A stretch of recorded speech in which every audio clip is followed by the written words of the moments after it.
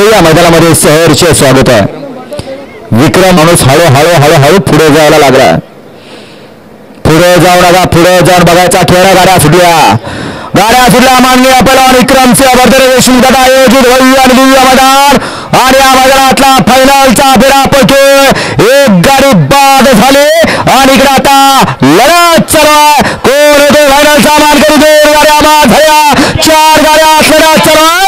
अतिशय सुंदर आणि एक नंबरचा मानकरी बखुरवान। आयर्याचं काम नाही,